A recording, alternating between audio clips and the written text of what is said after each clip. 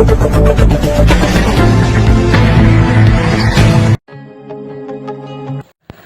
নজর channel ENC থেকে বিশেষ সংবাদ পড়ছি আমি ডাক্তার সঞ্জয় সেন আপনাদের সামনে।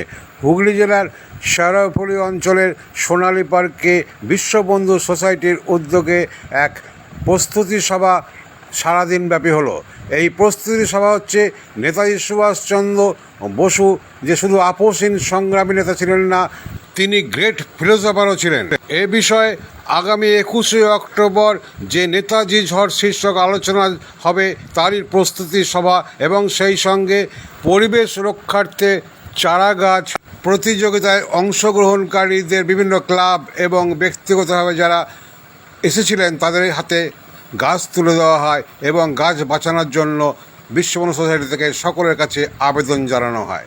বিশ্ববন্ধু সোসাইটির চেয়ারম্যান তথা এই এখন নজর চ্যানেলের চিফ এডিটর স্বয়ং আমি ডাক্তার সঞ্জয় সেন সকলের কাছে আপনাদেরও কাছেও আবেদন জানালাম, গাছ নিন এবং গাছ বাঁচান। সেই সঙ্গে পুরস্কার এবং শংসাপত্র জিতে নিন, যা ভারতবর্ষের মধ্যে এই প্রথম আমরা দ্বিতীয় বার্ষিকী উদযাপন করছি। উল্লেখ্য 28শে আগস্ট রবিবার এই দিনে সেনাবাহিনীর প্রাক্তন কমান্ডার সুজয় মণ্ডল, সবুজ সৈনিকের শেখ মাহমুদ আলীও উপস্থিত ছিলেন। আমাদের আন্দোলন, তাই আমরা স্লোগান তুলেছি নেতাজি ঝড়। নেতাজি ঝড় তোলার জন্য এই প্রস্তুতি সভা আগামী 21শে অক্টোবরের উদ্দেশ্যে সর্বভারতীয় সম্মেলন আমরা করতে চলেছি, তারই প্রস্তুতি সভা। 21শে অক্টোবর আমরা আবার সিদ্ধান্ত নেব কিভাবে গ্রাম গ্রামান্তরে রাজ্য থেকে আরেক রাজ্য, যেমন ইতিমধ্যে ত্রিপুরা, আসামে আমরা কমিটি গঠন করেছি, সকলে মিলে যে আমরা জয়েন হয়ে তাকে উৎসাহিত করছি, এটা একটা বিরাট বড় ব্যাপার। এবং আমি চাইবো সকল মিলে ওনাকে মানে একজন তার সাপোর্ট করে, তাকে হয়তো দিতে হবে না, তাকে একটা মানসিক সাপোর্ট দেন, তাকে সাহায্য করুন, তাকে মনোবল মানে দেন যে সে যেন আরও এই নেতাজি সুভাষচন্দ্র বসুর যে উদ্দীপন সেটাকে সকলে মনে আগে জাগিয়ে তোলে এবং যে ধরনের কাজ করছে সকলে মেনে সেটাকে সাপোর্ট করে আজকে ভারতবর্ষে তথা পুরো বিশ্বে যে নেতাজি সুভাষচন্দ্র বোসের যে একটা চিন্তাধারা ছিল সেটাকে আবার নতুন করে উদ্দীপন করার চেষ্টা করছে। এই জন্য আমি সঞ্জয়বাবু এবং সকল মানে সোসাইটি মানে যারা মানে মেম্বার আছে সকলকে আমি অসংখ্য ধন্যবাদ। নমস্কার, জয় হিন্দ, জয় ভারত, বন্দে মাতরম, জয় হিন্দ। আরেকবার নামটা বলেন আপনার। আরেকবার নাম সুজয় মণ্ডল, এক্স কমান্ডো। আজকের যে অনুষ্ঠানে উপস্থিত যারা হয়েছে তাদের সকলকে আমার পক্ষ থেকে আন্তরিক অভিনন্দন, শ্রদ্ধা এবং প্রণাম জানাই।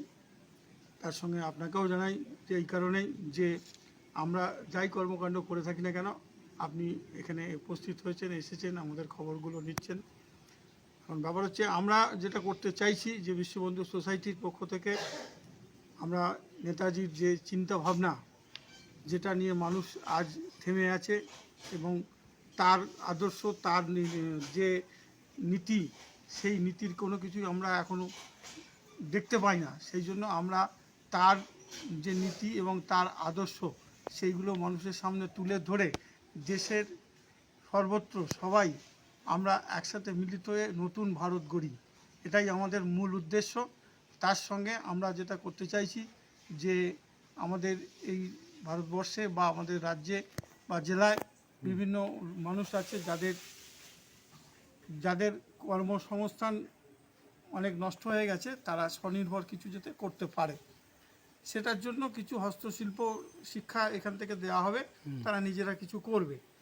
আর তারপরে আর একটা যেটা হচ্ছে যে সবুজ মানে আমাদের অক্সিজেনের যে মাত্রা সেটা আস্তে আস্তে কমতে আরম্ভ করছে। গাছ বিভিন্ন জায়গায় কাটা হয়ে যায়, আবার নতুন করে গাছ লাগায় না। তা আমরা সেই জন্য একটা প্রকল্প নিয়েছি যে বিভিন্ন সংগঠন বলুন, কোনো মানে ব্যক্তি বলুন, তারা আমাদের কাছ থেকে গাছের চারা নিয়ে যাবে, নিয়ে গিয়ে সেটাকে যত্ন করে বড় করবে। কারণ হচ্ছে যে আমরা দেখতে চাইছি যে শুধু গাছটা নিয়ে গেল, পুঁতে দিল, তারপরে মরে গেল, সেটা যেন না হয়। সেই জন্য আমরা তার জন্য একটা প্রতিযোগিতামূলক ব্যাপার রেখেছি যে সেই গাছটা নিয়ে গেল এবং সেটাকে যত্ন করে বাঁচিয়ে রাখলো।